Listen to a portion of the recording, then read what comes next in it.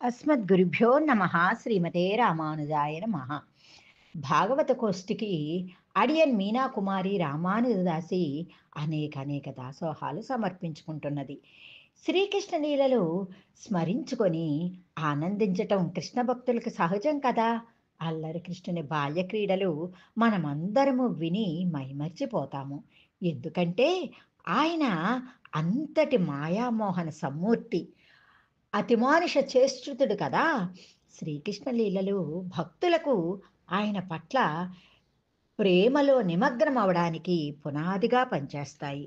ఇంకా ఆ లీలలు వాటి స్వాభావిక మాధుర్యంతో మన హృదయాన్ని ఆకర్షిస్తాయి. ఆధ్యాత్మిక సాధకులకు ఈ కృష్ణలీలల ద్వారా తమ మనస్సులను భగవంతునితో అనుసంధించడానికి వీలు కల్పించే సాధనాలు.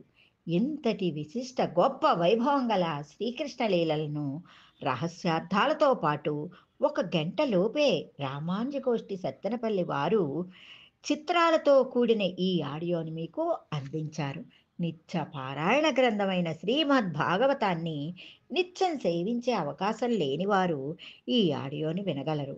ఈ లీలల పేరు, నంబర్తో సహా ఇందులో ఇవ్వబడినవి. మన వీలుని బట్టి ఎన్నో కొన్ని లీలను రోజు విని ఆ శ్రీకృష్ణ అనుగ్రహాన్ని పొందుదాము. జై గోవింద. అస్మద్గురుభ్యో నమ శ్రీమతే రామానుజాయ నమ. ఈరోజు శ్రీకృష్ణ జన్మ రహస్యం గురించి తెలుసుకుందాము. ద్వాపర యుగంలో రాక్షసుల హింసకాండ పెరిగిపోయి అధర్మం, స్వార్థం, అధికార దాహం అవధులు దాటిపోయింది. పాపుల జీవనానికి హద్దు లేకుండా పోయింది. ఈ పాపభారాన్ని మోయలేక భూదేవి గోమాత రూపం ధరించి ఆ బ్రహ్మగారి దగ్గరికి వెళ్ళి తను దుఃఖిస్తూ దానికి గల కారణాన్ని చెబుతూ బాధలు కలిగినప్పుడు పెద్దల్ని ఆశ్రయించే వారికి శుభాలు చేకూరుతాయంటారు కదా. అందువలన పెద్దలైన మీ దగ్గరికి వచ్చాను అంటూ విన్నవించింది. అప్పుడు బ్రహ్మగారు భూదేవిని ఓదార్చి రుద్రుడని ఇంద్రాది దేవతలని తీసుకుని ఆప్తుల బాధలను ఆలకించి ద్రవించి వారి బాధలను పోగొట్టే మహాత్ముడైన శ్రీమన్నారాయణుడు వేంచేసి ఉన్న క్షీరసాగరం వద్దకు నడిపించాడు. పాలసముద్రం చెంత నుండి పురుష సూక్తం ద్వారా శృతిస్తారు. అప్పుడు శ్రీకృష్ణుడు శ్రీమద్భగవద్గీతలో చెప్పినట్లుగా యదా యదా హి ధర్మస్య గ్లానిర్భవతి భారత అభ్యుత్థానమధర్మస్య తథాత్మానం సృజామ్యహం. ఎక్కడైతే అధర్మం తాండవిస్తుందో తాను అక్కడ జన్మిస్తానని అవతార రహస్యం చెప్తారు కదా. కాబట్టి తొందరలోనే తాను భూలోకంలో దేవకీ వసుదేవులకి జన్మించనున్నట్లు దేవతలను కూడా నందగోకులములో జన్మించవలసినదిగా బ్రహ్మదేవుని ద్వారా జగన్నాథుడు వారందరికీ తెలియచేస్తాడు. ఆ వార్త విన్న బ్రహ్మాది దేవతలు, భూదేవి ఎంతో సంతోషిస్తారు. ఇక దేవకీ వసుదేవులనే తన తల్లిదండ్రులుగా శ్రీకృష్ణుడు ఎందుకు ఎంచుకున్నాడో తెలుసుకుందాము. బ్రహ్మ ప్రజా సృష్టికై ప్రజాపతి సుతపుని భార్య పృశ్నిని ఆదేశించగా వారు శ్రీమన్నారాయణకే తీవ్ర తపస్సు చేసి మీ వంటి కుమారుడు కావాలని కోరగా పరమాత్మ 3 జన్మలలో తాను వారికి జన్మిస్తానని మాట ఇస్తాడు. మొదటగా పృశ్నిగర్భుడుగా జన్మిస్తాడు. రెండవసారి ఆ దంపతులు అతిథి కశ్యపులుగా జన్మించగా వారికి వామనుడుగా అవతరిస్తాడు. మూడవసారి వారు దేవకీ వసుదేవులుగా జన్మించగా నారాయణుడు తాను శంకుచక్రములతో శ్రీకృష్ణుడిగా వారికి జన్మించటానికి గల కారణమని పెద్దలు అనుగ్రహిస్తాడు. భగవంతుడి అనుగ్రహం పొందాలి అంటే మనమందరికీ ఏదైనా కష్టాలు, బాధలు వచ్చినప్పుడు భూదేవి ఎట్లా అయితే పెద్దలైన బ్రహ్మగారి ద్వారా భగవంతుడికి విన్నవింపజేసిందో అలానే మనం కూడా మన ఆచార్యుల ద్వారా, పెద్దల ద్వారా ఆ భగవంతుడికి విన్నవించినట్లయితే మన కష్టాలను, సమస్యలను తొలగింపజేసి మనల్ని అనుగ్రహిస్తాడు. శ్రీకృష్ణుడు అవతరించిన విధము, అందులోని అంతరార్థమును కొంచెం తెలుసుకుందాము. ఉగ్రసేనుని కుమారుడైన కంసుడు తన ప్రియ సోదరి అయిన దేవకీదేవి వివాహానంతరము నూతన దంపతులను రథములో తీసుకుని వెళుతుండగా ఆమె అష్టమ గర్భం వలన తనకు మరణం ఉన్నదని ఆకాశవాణి మాటల వలన తెలుసుకుని దేవకీ వసుదేవులను కారాగారంలో బంధించిన విషయం మనందరికీ తెలిసినదే. ఆ తరువాత దేవకికి పుట్టిన 6 పిల్లలను పురిటిలోనే సంహరించేవాడు కంసుడు.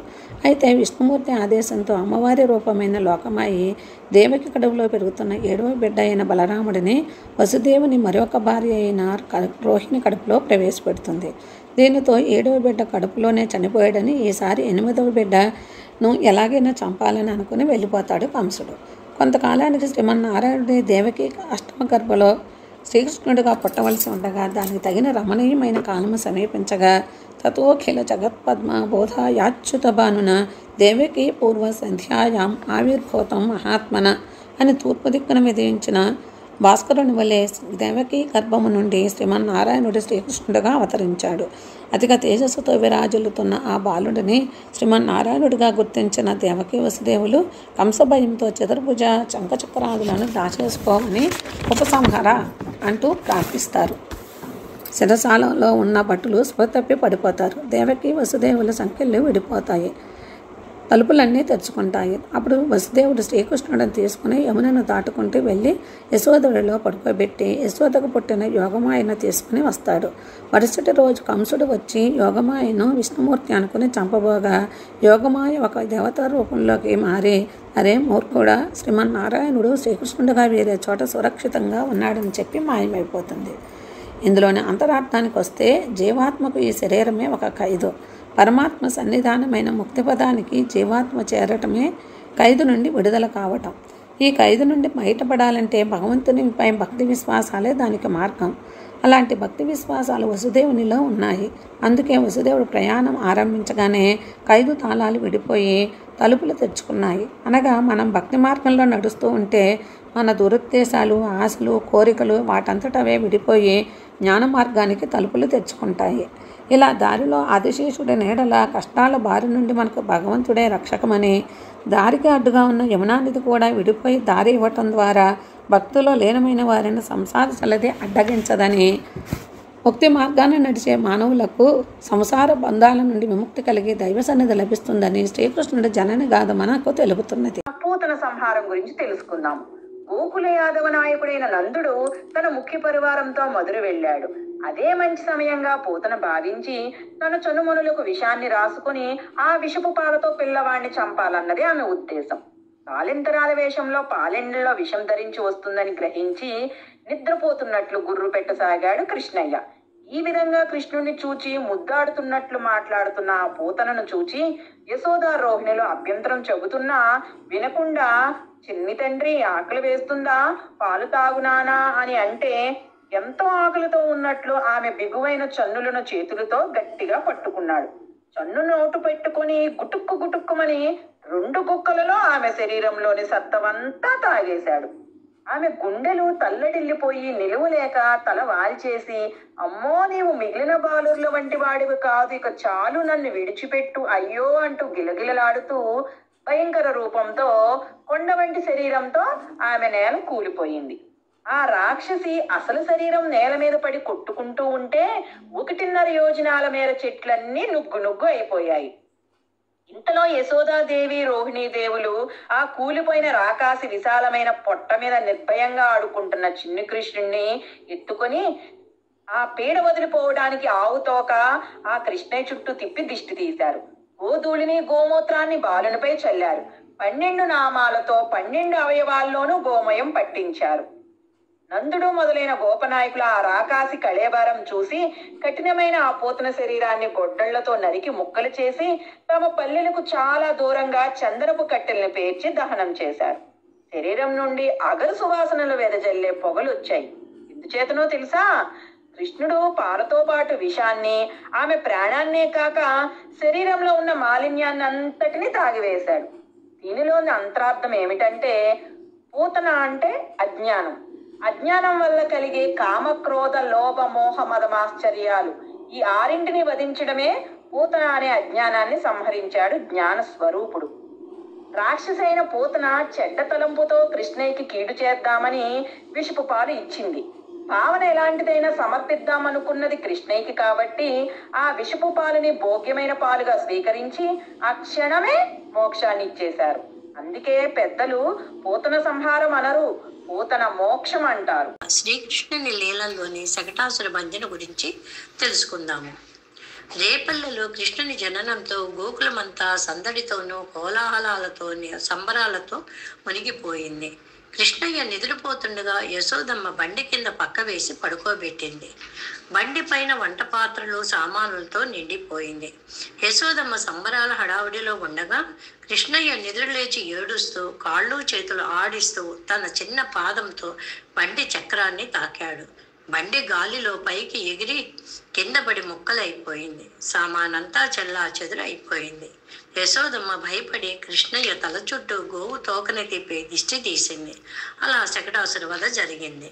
అసలు ఈ శకటాసురుడు పూర్వజన్మలో హిరణ్యాక్షుడి సంతానము. ఈ ఒక ముని శాపం వల్ల శరీరం లేకుండా గాలిగా తిరుగుతున్నాడు. శాప విమోచనం కోరగా ద్వాపర యుగంలో శ్రీకృష్ణుని పాదస్పర్శతో శాప విమోచనం అవుతుందని చెప్పారు. ఈ జన్మలో పూతన సోదరుడిగా వచ్చాడు. పూతన కృష్ణుని చేతిలో మరణించినది తెలుసుకుని కృష్ణుని సంహరించడానికి వచ్చి కృష్ణుని పాదస్పర్శతో శాప విమోచనం పొందాడు. అంతరార్థము తెలుసుకుందాము. శరీరాన్ని శకటం అంటే రథంతో పోలుస్తున్నారు. యజమాని ఆత్మ, సారథి బుద్ధి, కళ్ళెం పగ్గాలు మనస్సు, గుర్రాలు ఇంద్రియాలు, మార్గం విషయాలు. మనం రథంలో బయలుదేరింది పరమాత్మను పొందాలి అనే లక్ష్యంతో. ఈ శరీరం అనే రథాన్ని నడిపించే సారథి బలవంతుడయ్యి స్థిరమైన బుద్ధి కలిగి ఉండాలి. లేకపోతే ఇంద్రియాలు అనే అశ్వాలు తల ఎగరవేసి బండి దారి తప్పుతుంది. అందుకే గుర్రాల కళ్ళకు మార్గం మాత్రమే కనిపించేటట్లుగా కళ్ళకు గంతలు కట్టాలి. బుద్ధి స్థిరంగా ఉంటే సద్విషయం అనే మార్గంలో పయనిస్తాయి. ఇంద్రియాలు అదుపులో ఉంటే చేరాల్సిన గమ్యం చేరుతాము. ఏ శరీరానికి పరమాత్మ పాదస్పర్శ తగిలిందో అదే చివరి జన్మ. అప్పుడే మోక్షాన్ని పొందుతాము. అంతర్రహస్యం తెలుసుకుందాం. యశోదమ్మ బండిలో పైన సామాన్లు ఉంచి కింద కృష్ణయ్యను పడుకోబెట్టింది. అలాగే మనం కూడా జీవితంలో విషయాలకు ఉన్నత స్థానం ఇచ్చి పరమాత్మకు కింద స్థానం ఇస్తాం. కానీ భగవంతుడికి ఉన్నత స్థానాన్ని కల్పించాలి. యశోదమ్మ కృష్ణయ్యని బండిలో కింద పడుకోబెట్టిన పొరపాటు వలన ఎంతో ఆందోళన పడవలసి వచ్చింది. మనం కూడా జీవితంలో ఎన్నో దుఃఖాలను పొందవలసి ఉంటుంది. కాబట్టి పరమాత్మను పైన ఉంచి విషయాలను కింద ఉంచితే భగవంతుని పాదాలను చేరగలుగుతాం. శ్రీకృష్ణ పరమాత్మ చేసిన తృణావర్త భంజనం చూద్దాం. ఆ ముద్దు కృష్ణుడిని ఒళ్ళో కూర్చోబెట్టుకొని ఆడిస్తుంది యశోదాదేవి. అప్పుడు తృణావర్తుడనే రాక్షసుడు పెద్ద సుడిగాల రూపంలో అక్కడికి వచ్చాడు. కొండంత బరువెక్కిన ఆ కృష్ణ పరమాత్మను భారం భరించలేక యశోద శ్రీకృష్ణుని నేల మీదకి దించింది. అంటే మనసు విషయాల మీదకి మరలినప్పుడు భగవంతుని పట్టలేదు. ద్వైత భ్రాంతి తలెత్తగానే కామం మనసులో తిష్ట వేస్తుంది. భక్తిని పెంచుకుంటే కామం అనే తృణావర్తుణ్ణి కృష్ణుడు 2వ ఏట వధిస్తాడు. అంటే ద్వైత భావాన్ని తొలగిస్తాడు. ఆ బరువెక్కిన కృష్ణుని యశోద కిందకి దించింది కదా, జంతువులు ప్రజలు ఇంటి పైకప్పులు కూడా ఎగిరిపోతున్నాయంట ఆ ధూళికి. ఆ ధూళి రేగుతుంటే శ్రీకృష్ణుడు యశోదకు గోపికలకు కనపడలేదు. ఆందోళనతో వారు ఎతుకుతూ ఉన్నారు శ్రీకృష్ణుణ్ణి. చిన్ని కృష్ణుడు తృణావర్తుని వెంట మింటికెగసి అతని వీపుమే ఎక్కాడు. అండపిండ బ్రహ్మాండాల్ని తన బొజ్జలో ఉంచుకున్న స్వామి భారాన్ని మొయ్యలేక ఆ తృణావర్తుడు కిందికి విసిరికొట్టబోయాడంట కృష్ణుణ్ణి. పాపం పండిన ఆ దానవుణ్ణి గొంతు నులిమి భూభారాన్ని తగ్గించాడు శ్రీకృష్ణ పరమాత్మ. నేలగూలి ప్రాణాలు విడిచిన అసురుణ్ణి శరీరంపై ఏమెరగనట్టు ఆడుకుంటున్న బాలకృష్ణుని చూసి క్షేమంగా ఉన్నాడని సంతోషించి యశోద శ్రీకృష్ణుని ముద్దాడి దిష్టి తీసి వేదాశీర్వచనం చేయించింది. గోదానాలు భూదానాలు పండితులకు ఇప్పించింది. అసలు ఈ తృణావర్తుడు ఎవరో చూద్దాం. పూర్వం పాండు దేశాన్ని సహస్రాక్షుడనే మహారాజు పరిపాలిస్తుండేవాడు. భగవద్భక్తుడే కానీ స్త్రీలోలుడు. సీతమ్మ చెప్పినట్టు ఎవరైతే వ్యసనాలకు దూరంగా ఉంటారో వారే ధర్మ మార్గాన్ని నడవగలరు. కామాంధుడైన సహస్రాక్షుడు దుర్వాస మహర్షి వచ్చాడని తెలిసినా అతనికి నమస్కరించలేదు. వ్యసనపరుడై పూజ వ్యతిక్రమ దోషం చేసిన సహస్రాక్షుణ్ణి రాక్షసుడు కమ్మని ఆ మహర్షి శపించింది. తన తప్పు తెలుసుకొని ప్రాయచిత్తంతో శరణు వేడిన ఆ సహస్రాక్షుణ్ణి మహర్షి మన్నించి, రాజా, ఈ దుష్కార్యానికి ఫలితం అనుభవించక తప్పదు. చేసిన కర్మ చెడని పదార్థం కదా, కానీ భగవత్ భక్తుడవైన నీవు పరమాత్ముడైన శ్రీకృష్ణుని పాదస్పర్శచే కైవల్యం ప్రాప్తిస్తుంది అని ఆశీర్వదించాడు. ఆ సహస్రాక్షుడే ఈ తృణావర్తుడు. కనుక అన్ని వ్యసనాల నుండి ఎల్లవేళలా దూరంగా ఉండాలి. పరమ భక్తుడైన ఒక్క స్త్రీలోలుత్వం అనే వ్యసనం వలన దుష్కర్మ చేసి శాపగ్రస్తుడయ్యాడు సహస్రాక్ష. చిన్ని కృష్ణయ్య నవనీత చరుడి లీలలు తెలుసుకుందామా? రేపల్లెలో కృష్ణయ్య 10 మంది గోపబాలులతో కలిసి గోపిక ఇంటికి వెళ్ళాడు. ఆ గోపిక వెన్నకుండను ఉట్టిలో పెట్టి అందకుండా పైన పెట్టి ఉట్టి చుట్టూ గంటలు కట్టింది. కృష్ణుడు వచ్చి కుండలో నుండి వెన్నను తీసినప్పుడు గంటలు మోగుతాయి. అప్పుడు పట్టుకుందామని కృష్ణయ్య గోపబాలులను తీసుకొని గోపిక ఇంటికి వచ్చాడు. ఇల్లంతా చూసినా వెన్నకుండ లగుపించలా, వెన్నవాసన వస్తుంది. అలా పైకి చూశాడు, వెన్నకుండ లగుపించాయి. గోపబాలుని ఒకరి మీద ఒకరిని నిలబెట్టి తాను పైన నిలబడి గంటలు మ్రోగకండి అని వెన్నకుండలోని వెన్న తీసి అందరికీ పంచిపెట్టి తాను వెన్నను నోటిలో పెట్టుకునేటప్పుడు గంటలు గణగణా మోగాయి. మీరు మోగొద్దంటే ఎందుకు మోగారు? స్వామి, మీకు రోజు ప్రసాదం పెట్టినప్పుడు మ్రోగటం అలవాటు కదా, అలవాటులో పొరపాటు అన్నాయి గంటలు. అంతలోకి గంటల చప్పుడు విని పట్టుకుందామని వచ్చిన గోపికకు చిక్కకుండా పారిపోయాడు కృష్ణయ్య. ఇంకో రోజు యశోదమ్మతో తన వెన్న దొంగతనం గురించి చెప్పిన గోపిక ఇంటికి వెళ్ళి ఆమె నిద్రపోతుండగా గోపిక జడకి గోదూడ తోకకి ముడివేసి మా అమ్మకు చెప్తావా అని బెదిరించేవాడు. అప్పుడు యశోదమ్మతో గోపికలు ఇలా అంటున్నారు: ఓయమ్మ, నీ కుమారుడు మా ఇళ్లను పాలు పెరుగు మన నీడమ్మ, పోయేద ఎక్కడికైనను మాయన్నల సురభులాన మంజులవాణి. ఇదిగో యశోదమ్మ, నీ బిడ్డడు మా ఇళ్లల్లో పాలు పెరుగు బతకనివ్వడం లేదమ్మా. మా అన్నగారు నందప్రభుల వారి ఆవుల మీద ఒట్టు. మమ్మల్ని మెత్తని మాటలతో సర్దిపుచ్చాలని చూస్తావేమో. ఇక ఈ వాడలో ఉండలేము, ఊరు విడిచి పోవలసినదే. కానీ మాకు మరో గతి లేదంటున్నారు గోపికలు. నవనీతమనగా వెన్న. దీనికి 2 స్వభావములు: నీటిపై తేలిపోవును, వేడికి కరిగిపోవును. భగవదనుభవంచే మనసు కలవారు అలౌకిక విషయముల యందు మునగరు. భగవంతునితో ఎడబాటు అనడి వేడి తగలగానే వారి మనసు ద్రవించును. ఈ 2 లక్షణములు కలిగిన గోపికల మనసే నవనీతము. భగవాను వారి ఇళ్లల్లో అనగా వారి శరీరములో రహస్యముగా ప్రవేశించి వెన్నను తినకపోయినచో తానే బ్రతకలేనన్నట్లు ఆరగించును. వారు అర్పించనక్కర్లా, శరీరమే ఒక భాండము. అదృష్టవశమున కృష్ణుడు వారిని ప్రేమించి వారి శరీరాలలో ప్రవేశించి వారిని తనవారిగా ఆదరించి వారు సృష్టించిన ద్రవ్యములను భక్తుల కరస్పర్శగుటచే తను భోగ్యముగా స్వీకరించును. ఇదే నవనీత చోర రహస్యార్థం.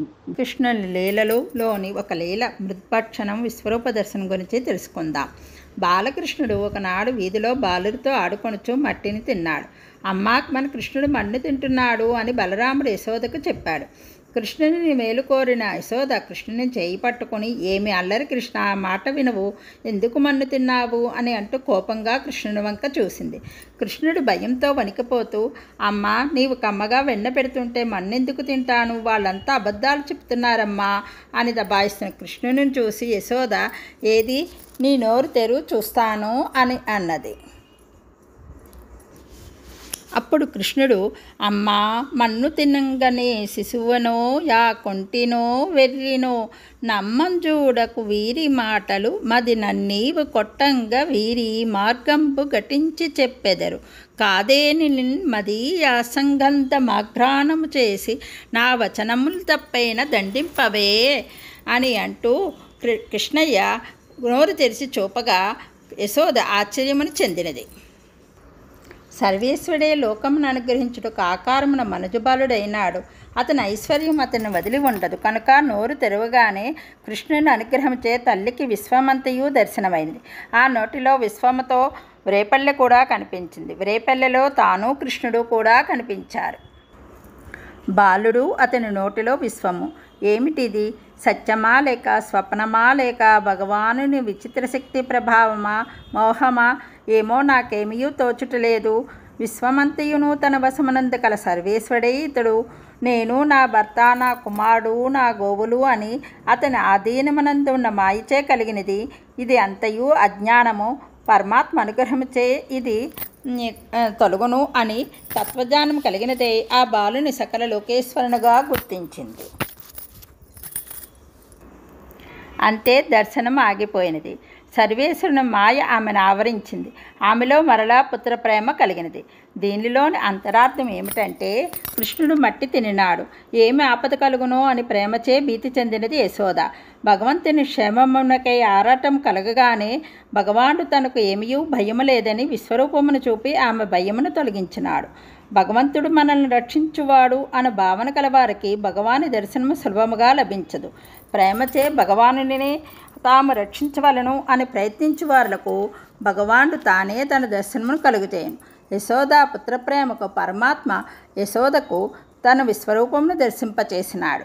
శ్రీకృష్ణుని ఉలూకల బంధన వృత్తాంతం గురించి తెలుసుకుందాం. నందరాణి యశోద కన్నయ్య చిలుపు చేష్టం తలుచుకుంటూ కన్నయ్యకి ఎంతో ఇష్టమైన వెన్న తీస్తుంది. అంతలోనే కృష్ణయ్య రానే వచ్చాడు. అమ్మ చిలుకుతున్న కవ్వం పట్టుకున్నాడు. యశోదమ్మ కృష్ణయ్యను ఒడిలో పెట్టుకొని పాలిస్తూ ఆనందాన్ని అనుభవిస్తుంది. ఇంతలో పొయ్యి మీద పెట్టిన పాలు పొంగిపోతుంటే కృష్ణయ్యను ఒడిలో నుంచి దించి పొయ్యి దగ్గరికి వెళ్ళింది. కోపం వచ్చిన కృష్ణయ్య తనపై ప్రేమకు అడ్డు వచ్చే కర్మలను చేయవలసిన అవసరం లేకుండా పెరుగు కుండను బద్దలు కొట్టాడు. దొరికినంత వెన్న తిని కొంత వెన్నను చేత్తో పట్టుకొని పెరటిలో ఉన్న కర్రరోలుపై ఎక్కి కోతికి వెన్న తినిపిస్తూ కనిపించాడు. తన బిడ్డ అల్లరి రోజురోజుకు ఎక్కువైపోతుందని తలచి కన్నయ్యను దారిలో పెట్టాలంటే దండించడమే తగిన పని అనుకొని కర్ర తీసుకుని కృష్ణుని వైపుకు రాసాగింది. శ్రీకృష్ణుడు భయం నటిస్తూ చెంగున దూకి పరిగెట్టడం ప్రారంభించాడు. ఆమె కూడా పంతంతో పట్టుకోవాలని పరుగులు పెడుతుంది. యశోదమ్మ ఆయాసపడిపోతుంది. కొప్పులో పూలు జారిపోతున్నాయి. ఒళ్ళంతా చెమటలు పట్టేస్తున్నాయి. అయినా కృష్ణయ్య చేతికి చిక్కటం లేదు. చివరికి అమ్మపై జాలి కలిగిన 3 సంవత్సరాల కృష్ణయ్య అమ్మ చేతికి పట్టుబడ్డాడు.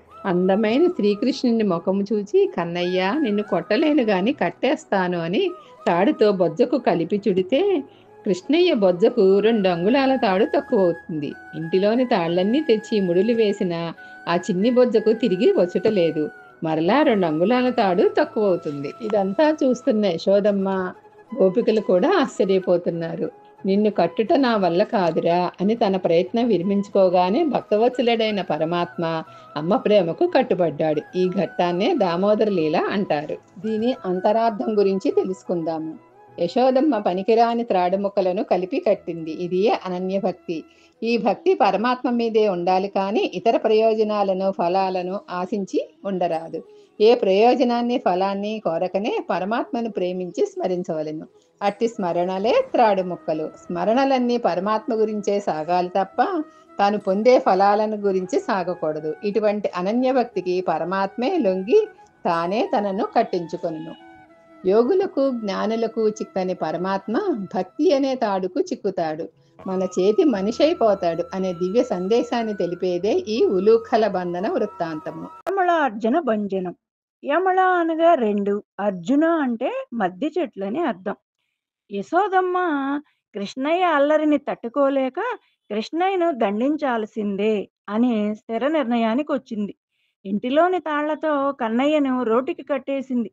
ఆయన విడిపించుకోవడం చేత కాని వాడిలా నటిస్తూ ఏడుస్తూ కూర్చున్నాడు. లోకాలన్నింటినీ కట్టగలిగిన పరమాత్మ అమ్మ ప్రేమకు కట్టుబడినాడు. బ్రహ్మ రుద్రులకు నిత్యానపాని అయిన సిరికి గాని లభించినంత అదృష్టం యశోదమ్మకు లభించింది. ఆమె ఎంత అదృష్టవంతురాలో కదా. కొడుక్కి శిక్ష వేశాను కదా అనుకుని అమ్మ తన పనిలోకి తాను నిమగ్నమైంది. అప్పుడే ఆశ్చర్యకరమైన ఒక లీల ప్రారంభమైంది. ఆ ఇంటి ప్రాంగణంలో 2 మద్ది చెట్లు పెరిగిపోయి ఉన్నాయి. రోలుకు కట్టబడిన కన్నయ్య నెమ్మదిగా రోలుని ఈడ్చుకుంటూ పాకుతూ వచ్చేస్తున్నాడు. ఆ 2 మద్ది చెట్ల మధ్య నుంచి పిల్లవాడు అటువైపు వెళ్ళిపోయాడు. ఈడుస్తున్న రోలు అడ్డం తిరిగి 2 మద్ది చెట్లకు అడ్డుపడింది. కన్నయ్య రోలుని ముందుకు లాగాడు. ఆ 2 మద్ది చెట్లు పెళపెళామనే ధ్వనులతో పక్కకు పడిపోయాయి. ఆ 2 వృక్షాల నుంచి మహాపురుషులు ఆవిర్భవించారు. వారిద్దరూ కుబేరుని కుమారులైన నలకూబరు మణికిరువులనే యక్షులు. వారు ఒకరోజు సురాపానం సేవించి 2 గంధర్వకాంతలతో వివస్త్రులై కలిసి గంగా తరంగాల్లో విహరిస్తున్నారు. అప్పుడే నారద మహర్షి ఆకాశ మార్గంన అటుగా పయనిస్తున్నారు. నారదుడిని చూసిన గంధర్వకాంతలు వలువలు ధరించి నమస్కరించి చెట్టుచాటుకు వెళ్లారు. వీరు నారదుని ఆగమనాన్ని లక్ష్యపెట్టక దిశమొలలతో గంగా తరంగాలలో క్రీడిస్తూనే ఉన్నారు. అది చూసి నారదుడు, వీరు మదోన్మత్తులై కన్నులు గానక సంచరిస్తున్నారు అని, వీరి కొవ్వు కరిగిస్తే తప్ప మంచివారితో కలవలేరని, మీరు భూలోకములో 100 దివ్య సంవత్సరాలు మద్ది చెట్లై ఉందురుగాక అని శపించారు. అప్పుడు వీరు క్షమించమని మహర్షి పాదాలపై పడి వేడుకున్నారు. అప్పుడు మహర్షి, ఆ భగవానుడు శ్రీకృష్ణుడిగా పుట్టినప్పుడు ఆ మహానుభావుని దివ్య పాద స్పర్శ వల్ల మీరు శాప విముక్తులవుతారు అని అనుగ్రహించాడు నారదుడు.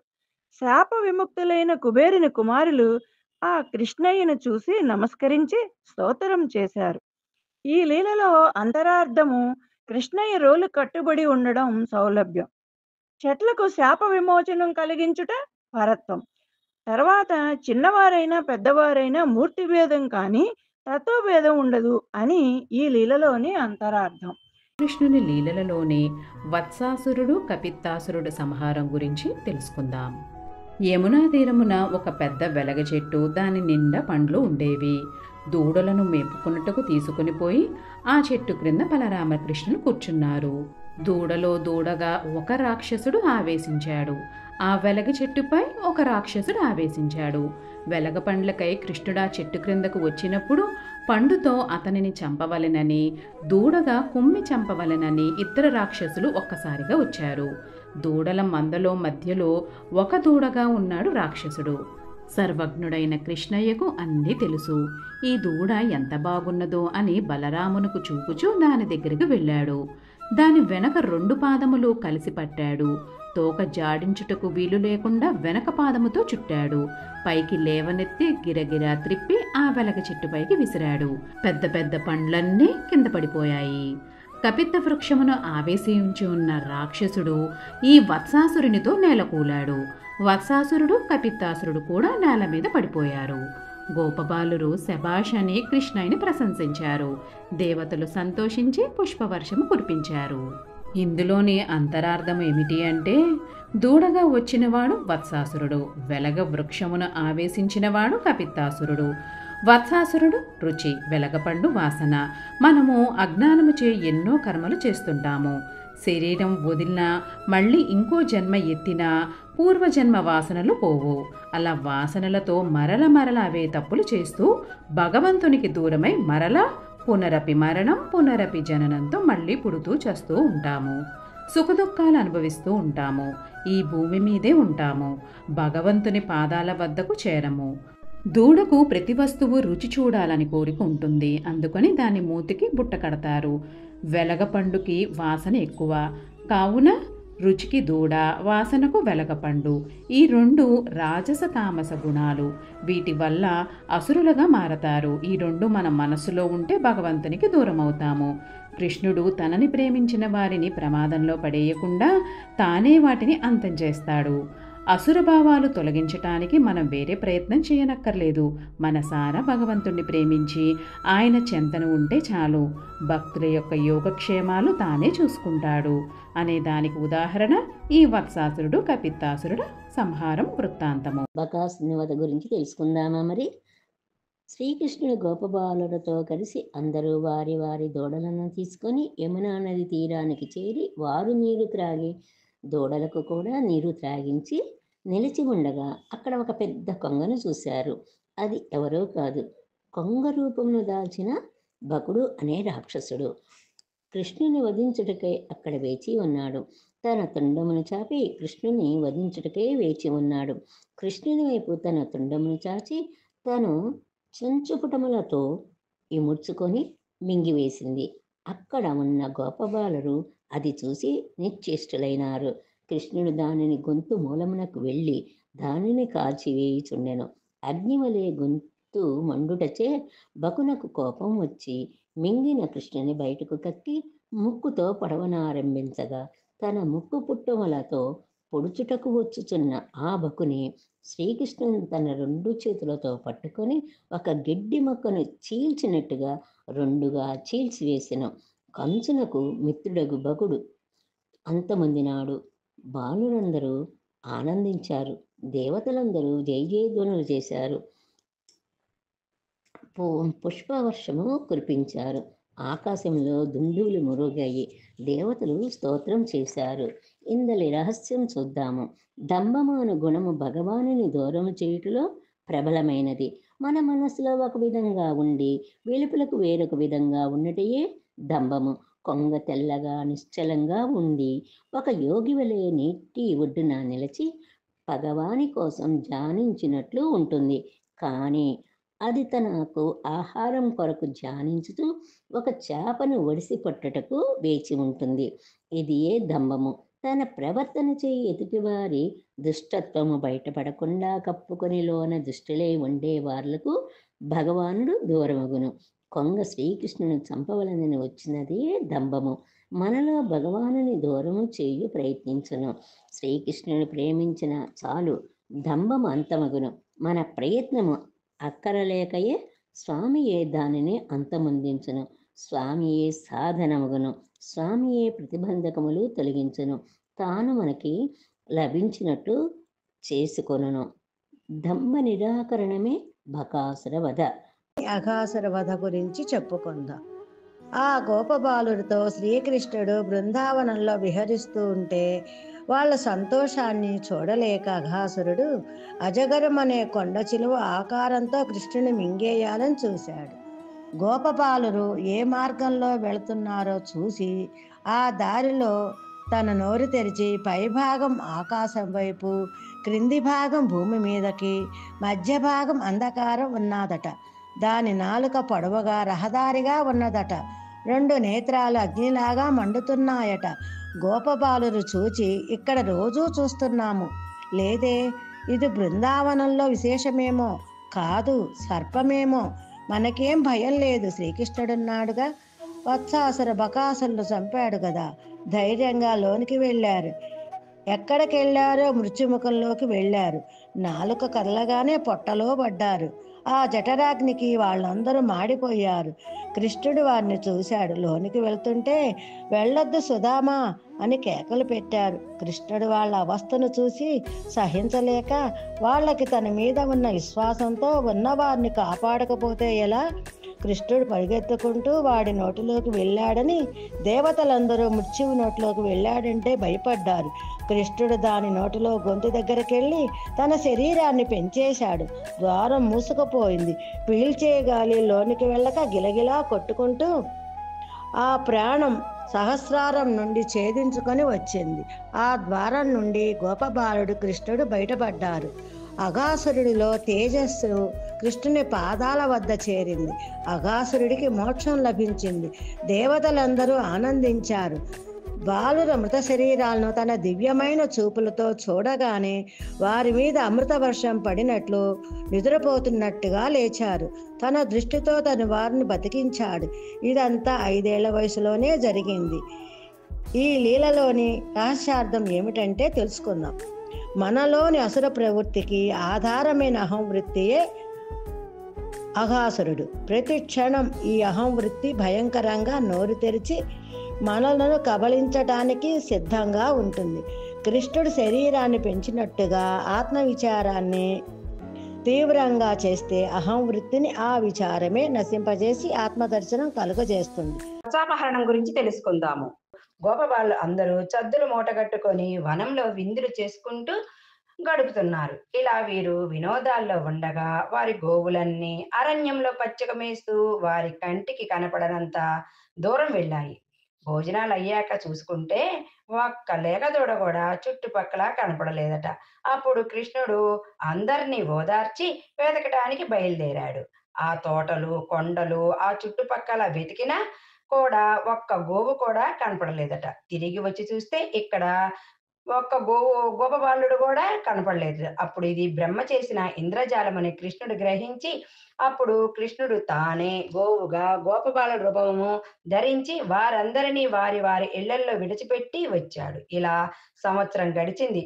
అప్పుడు బ్రహ్మ గృహలో దాచిపెట్టిన గోవులు గోపబాలను అక్కడే ఉన్నారు.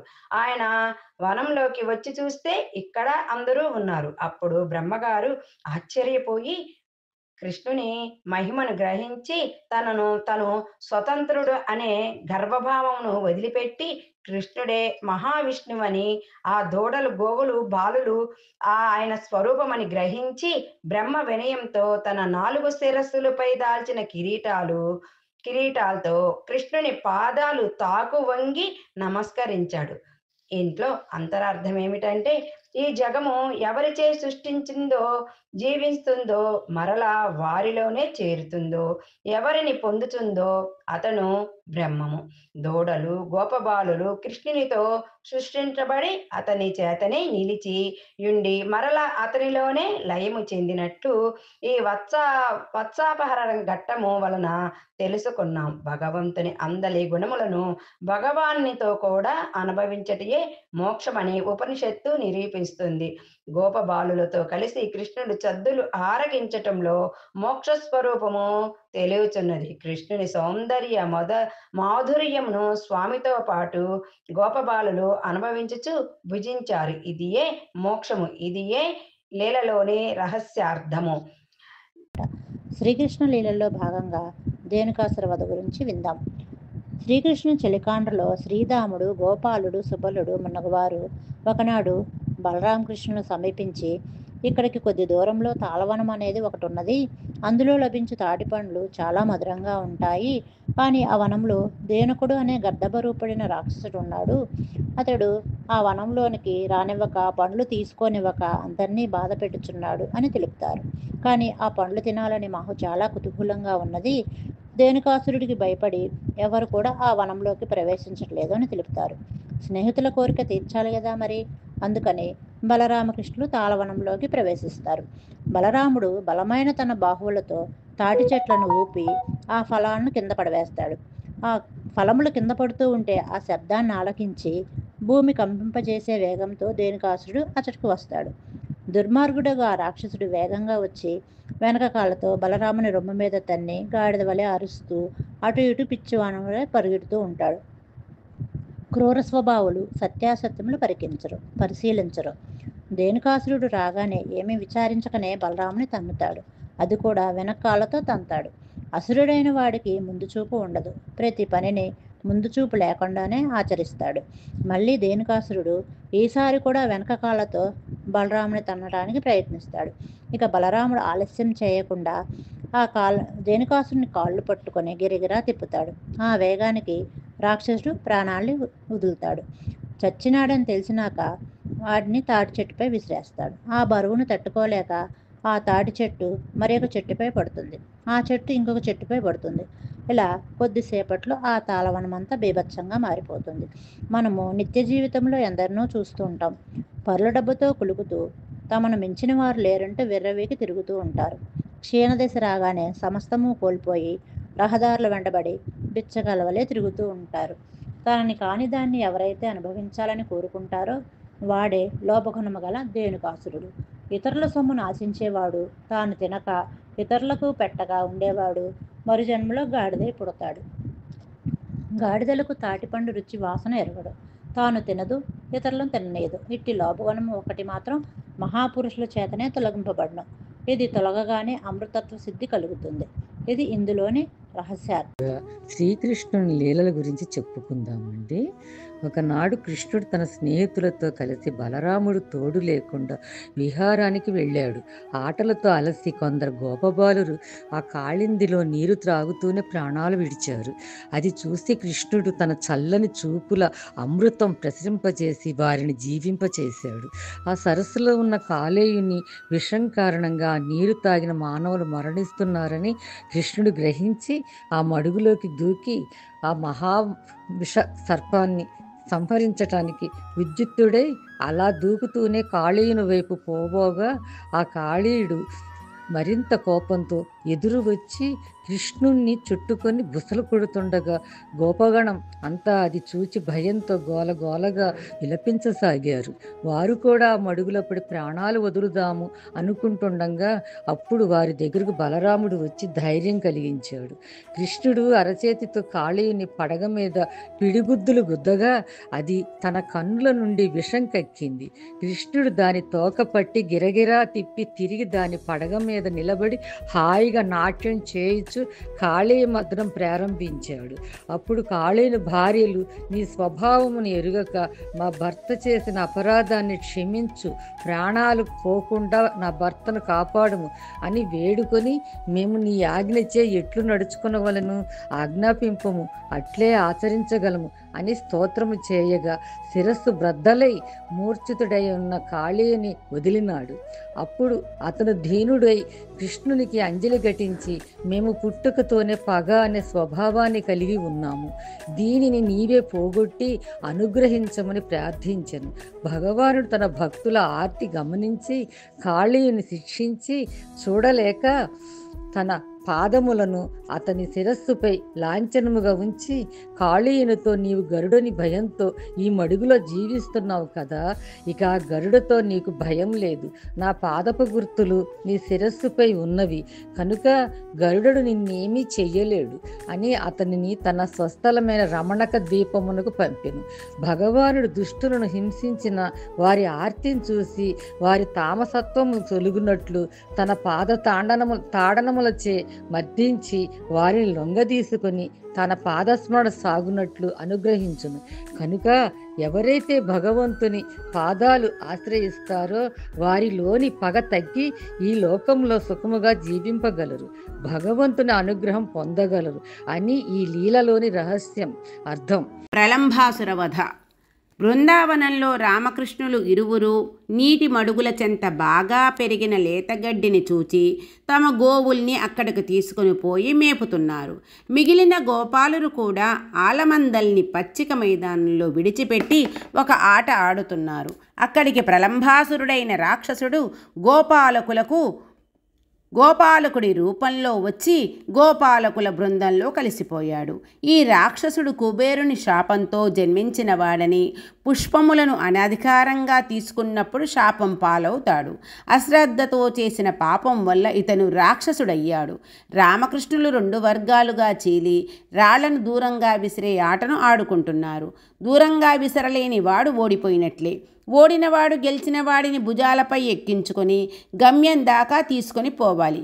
ఓటమి పాలైన పక్షములోని శ్రీకృష్ణ భగవానుడు, శ్రీదాముని, భద్రసేనుడు, వృషభుని, ప్రలంభాసురుడు బలరాముడిని మోసిరి. సర్వజ్ఞుడైన శ్రీకృష్ణుడు అతనిని చూచినంతనే ఇతడు రాక్షసుడు అని గుర్తించెను. క్రీడాపక్షములు 2గా ఏర్పడినప్పుడే ప్రలంభుడు ఇట్లు ఆలోచించెను. బలరాముని జట్టులో చేరినచో ఓటమి పాలైనప్పుడు అవతలి జట్టునకు నాయకుడైన శ్రీకృష్ణుని మోయవలసిన అవసరం రావచ్చును. శ్రీకృష్ణుని మోయుట కష్టము. శ్రీకృష్ణుని పక్షము చేరినచో, అవసరమైనచో బలరాముని మోయుట సులభము. ఇట్లు ఊహించి ప్రలంభుడు శ్రీకృష్ణుని పక్షమున చేరెను. ఇప్పుడు ఓడిన జట్టులోనున్న ప్రలంభుడు బలరాముణ్ణి తన వీపుపై ఎక్కించుకొని మోయిచూ దింపవలసిన గమ్యము వచ్చినను ఆగక చక్కటి అవకాశము చేతిలోకి వచ్చిందని ప్రలంభాసురుడు చంకలు గుద్దుకున్నాడు. నెమ్మదిగా ఆకాశంలోకి లేచాడు. అనుమానం కలిగింది బలరాముడికి. వెంటనే తన భారాన్ని 2 చేసి తన పిడికిలితో ఒక్క పోటు పొడిచాడు ప్రలంభాసురుని తల మీద. అసలే బలరాముణ్ణి మొయ్యలేకపోతున్నాడు రాక్షసుడు. తల మీద పడిన పిడికిలి పోటుకు ప్రాణాలే కోల్పోయాడు. దేవతలు గోపబాలుర రూపమును ధరించి గోకులమునకు విచ్చేసి గోపజాతి ముసుగులోనున్న బలరామకృష్ణులను స్తుతించుచుండిరి. దీనిలో అంతరార్థము, భగవద్భక్తులను ఆశ్రయింపక భగవంతుని ఆశ్రయించుట ప్రమాదహేతువు. భగవంతునికి హాని చేయుట తలంచుట కంటే భగవద్భక్తుని హింసింప ప్రయత్నించుట వినాశహేతువు. కృష్ణుని హింసించుట మాని బలరాముని హింసింపబూనుట ప్రలంభునకు మృత్యువేతువాయెను. గోపబాలకులందరూ బలరామునికి హర్షధ్వానాలు పలికిరి. గోపికా వస్త్రాపరణం గురించి తెలుసుకుందాం. ఒకనాడు గోపికలు కొంతమంది యమునా తీరానికి పోయి స్నానం చేయడానికి సిద్ధమైనారు. నదీ తీరంలో ఉన్న ఒక మర్రి చెట్టు మొదల్లో తమ వస్త్రాలను ఆభరణాలను పెట్టి నీటిలో దిగి జలక్రీడలు ఆడుతున్నారు. జలక్రీడల్లో కూడా వాళ్ళు కృష్ణుడినే స్మరిస్తున్నారు. ఆ సమయంలో శ్రీకృష్ణుడు కొంతమంది గోపబాలకులతో కలిసి యమునా నది తీరానికి వచ్చాడు. తోటివారిని కనుసైతో పిలిచి కృష్ణుడు మాట్లాడకుండా పొదలమాటున పొంచి పొంచి తల వంచుకుని మర్రి చెట్టు మొదట్లో విడిచిపెట్టిన గోపికల చీరలు రవికలు గుట్టు చప్పుడు కాకుండా దొంగిలించి చెట్టుపైన కూర్చున్నాడు. యమునలో స్నానం చేస్తున్న గోపికల్లో ఒకరు వస్త్రాలు లేకుండడం గమనించి ఒక్కసారి అందరూ గొల్లుమన్నారు. అంతవరకు ఉత్సాహంగా జలక్రీడలాడిన గోపశ్రీలు ఏమి చేయాలో తెలియక నిరుత్సాహంతో ఉన్నారు. ఇంతలో ఎక్కడి నుండో మధురంగా వేణుగానం వాళ్ళకి వినిపించింది. తన్మయం చెంది నిశ్చేష్టులై నిలిచిపోయారు. మురళీగానం విన్నవారికి సమీపంలో ఎక్కడో కృష్ణుడు దాగి ఉన్నాడని నిశ్చయించుకుని చేతులు జోడించి ఆ నల్లనయ్యను ప్రార్థించారు. నెమ్మదిగా మబ్బుచాటు నుండి బయటకు వచ్చిన సూర్యునిలా కృష్ణుడు అందరికీ కనువిందు చేస్తూ దర్శనమిచ్చాడు. కంటి ముందు కనబడుతున్న కృష్ణుణ్ణి మా చీరలు మాకు ఇవ్వమని ప్రాధేయపడ్డారు. సిగ్గు విడిచి ఒడ్డుకు వచ్చి తన వద్దనున్న వస్త్రాల్ని అందుకోమన్నాడు. కృష్ణుని పాటలకు ఆ గోపికలందరూ ఒకరి ముఖం ఒకరు చూసుకుంటూ ఉండిపోయారు. అప్పుడు కృష్ణుడు, నా వంటి భర్త కోసం కాత్యాయనీదేవిని ఆరాధిస్తున్నారు కానీ గట్టుపైకి వచ్చి మేమీ చీరల్ని తీసుకోమంటే సిగ్గుపడి సందేహిస్తున్నారా? మీరు వ్రతనిష్ఠులై ఉండి వలువలు లేకుండా నీళ్లలోకి దిగి స్నానాలు చేస్తున్నారు కాబట్టి మీకు వ్రతమునందు దోషం వచ్చింది. మీరు అపచారం చేశారు. ఈ దేహాభిమానాన్ని వదిలి సంపూర్ణ శరణాగతి చేయాలి. సంపూర్ణ శరణాగతి అంటే తమ బంధుత్వాలను కానీ తమకున్న సుఖాలు కానీ నాది అంటూ ఏదీ లేదు అంటూ సర్వస్వం త్యజించేయాలి. ఆఖరికి తన శరీరం మీద వ్యామోహాన్ని కూడా వదిలి శరణాగతి చేయాలి. పరమాత్మ యొక్క పరిపూర్ణ కటాక్షం పొందాలంటే సంపూర్ణ శరణాగతి చేయాలి అంటూ ఉపదేశించాడు. అప్పుడు గోపికలందరూ నెమ్మదిగా తేరుకొని, స్వామి, ఇదిగో మేమందరం ఒకేసారి 2 చేతులు పైకెత్తి నీకు వందనం చేస్తున్నాం. ఈ వందనాన్ని స్వీకరించి మా సిగ్గిని అర్థం చేసుకోవాలని దీన స్వరంతో ప్రార్థించారు. కృష్ణుడు వారిని కరుణించి వారి దుస్తుల్ని వారికి అందజేశాడు. ఈ సంపూర్ణ శరణాగతి తత్వం పరిపూర్ణంగా తీసుకొచ్చి మనల్ని అనుగ్రహిస్తాడు. అది తెలుసుకోవడమే గోపికా వస్త్రాపహరణం. గోవర్ధనగిరి వైభవం గురించి తెలుసుకుందాం. శ్రీకృష్ణ భగవానుడు చెప్పిన విధంగా గోపాలురు గోవర్ధనగిరికి పూజ చేసి వండిన పదార్థములన్నీ నివేదన చేసి ప్రదక్షిణ చేసి నందవ్రజానికి ఆనందంతో వెళ్ళారు. ఇంద్రుని యాగం మానిన నందునిపై ఇంద్రునికి కోపం వచ్చి వారిపై వడగళ్ల వానను కురిపించగా అప్పుడు గోపాలురు ఆ వాన నుండి కాపాడమని శ్రీకృష్ణుణ్ణి వేడుకొనగా గోపాలురకు రక్షణ జరగాలని కృష్ణుడు ఆలోచించి గోవర్ధనమును ఆరాధించితిమి కనుక గోవర్ధనమే మనలను రక్షించును అంటూ తన చేతితో ఆ గోవర్ధన పర్వతమును అవలీలగా ఎత్తి గొడుగువలె ధరించినాడు. దాని క్రింద ప్రజములోని గోవులు గోపాలురు గోపికలు నిలువగలిగినంత స్థలం కలిగినది. శ్రీకృష్ణ భగవానుడు వారి అందరినీ నిర్భయంగా దాని కిందకి రండి అని ఆహ్వానించారు. గోవులతో దూడలతో తమ ఆస్తులతో పరివారంతో దాని కిందకు చేరగా 7 రోజుల పాటు కొండను మోసి వారందరినీ కాపాడాడు 7 సంవత్సరముల వయసులో. ఈ విధంగా శ్రీకృష్ణుడు గోవర్ధనమును ధరించి గోకులమును రక్షించినాడు. ఇంద్రుడు తన దివ్య దృష్టితో రక్షించింది ఎవరు అని చూడగా శ్రీకృష్ణుడే భగవంతుడు అని తలచినాడు. ఇంద్రునికి పశ్చాత్తాపం కలిగినది. గోకులము నుండి కామధేనువు ఇంద్రుడు వచ్చి ఏకాంతంగా శ్రీకృష్ణుడిని చేరినారు. ఇంద్రుడు శ్రీకృష్ణుని అనాధారము చేసినందుకు సిగ్గుపడినాడు. ప్రకాశించుచున్న తన కిరీటమును శ్రీకృష్ణుని పాదమున సృశించినాడు, నమస్కరించినాడు.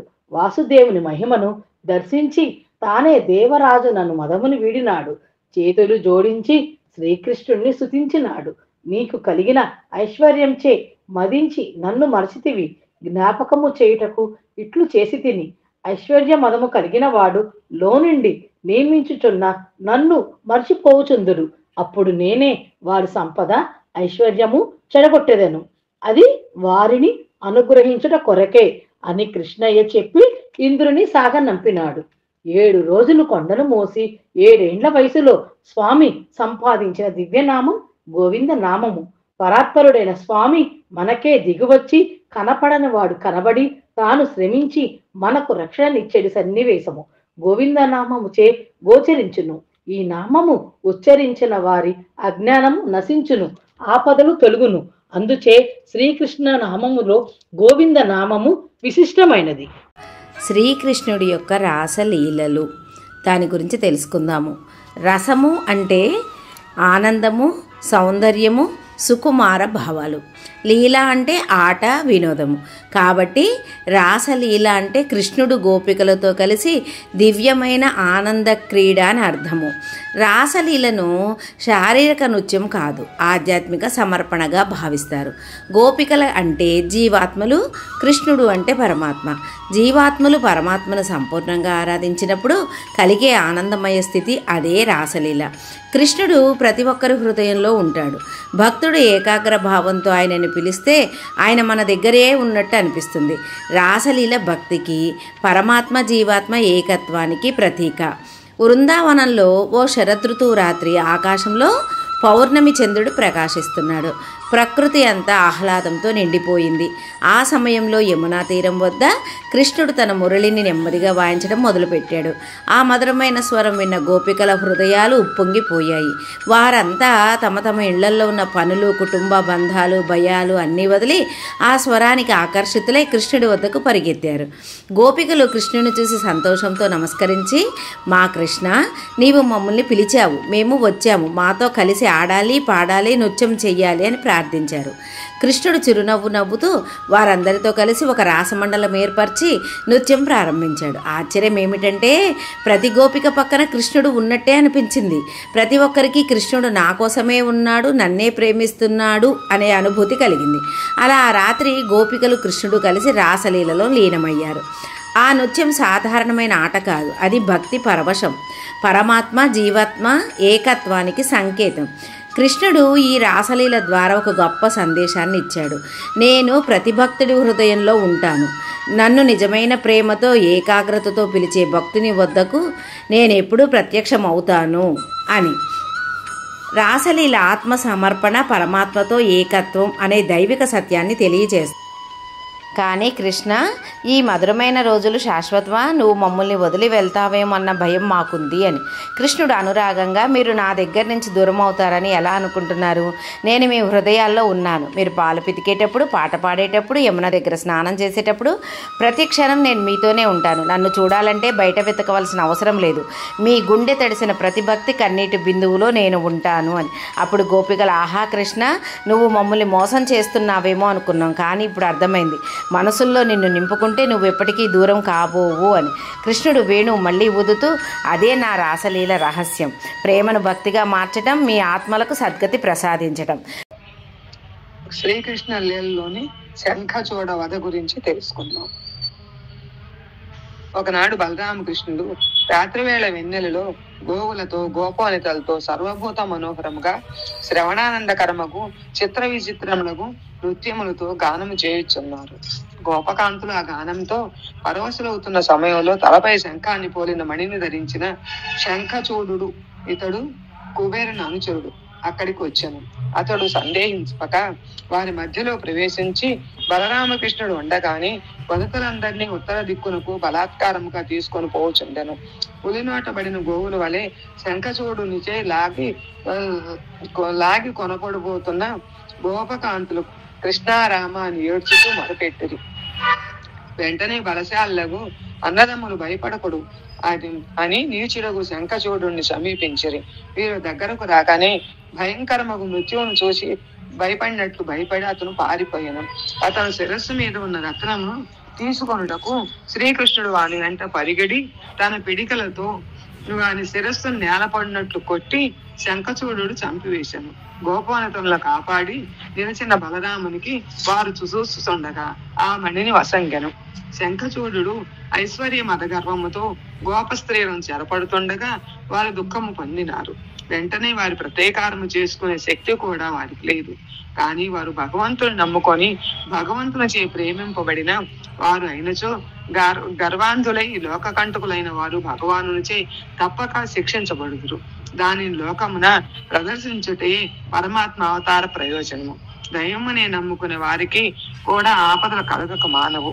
కానీ పరమాత్మ తన శరీరమును తాను కాపాడుకున్నట్లు తనను నమ్మిన వారిని ప్రేమించిన వారిని కూడా కాపాడుకొను అనున్నదే ఈ లీలలోని రహస్యార్థం. శ్రీకృష్ణ లీలలలో చివరిదైన వ్యోమాసురుని వధ గురించి తెలుసుకుందాము. ఒకరోజు గోపబాలుడితో కలిసి శ్రీకృష్ణుడు అడవికి వెళ్ళాడు. అక్కడ పశువుల్ని మేపుతూ ఒక పర్వతం చెంత అందరూ దాగుడు మూతల ఆట ఆరంభించారు.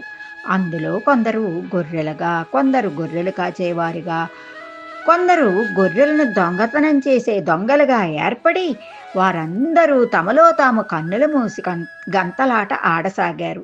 అంతలో మయుడు అనే రాక్షసుని పెద్ద కొడుకు వ్యోమాసురుడు గోపాలక రూపం ధరించాడు.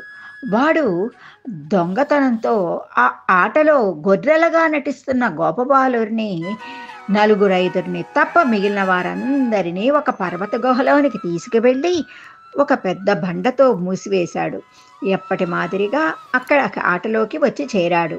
సర్వజ్ఞుడైన మాధవుడు అంతా గ్రహించి, ఓరి రాక్షస, నీ గుట్టు బట్టబయలయ్యింది. నీవు గడసరి దొంగవి, గొల్ల పిల్లలందరినీ కొండ గుహలో దాచిపెట్టావు కదా అంటూ సింహం తోడేలను పట్టుకునే మాదిరి వాడిని ఒడిసి పట్టుకున్నాడు. పద్మముల వంటి కన్నులు గల కృష్ణుడు గట్టిగా పట్టుకోగానే వాడు గొల్ల రూపం విడిచిపెట్టి రాక్షసాకారంతో ఉప్పొంగే మిడిసిపడినాడు.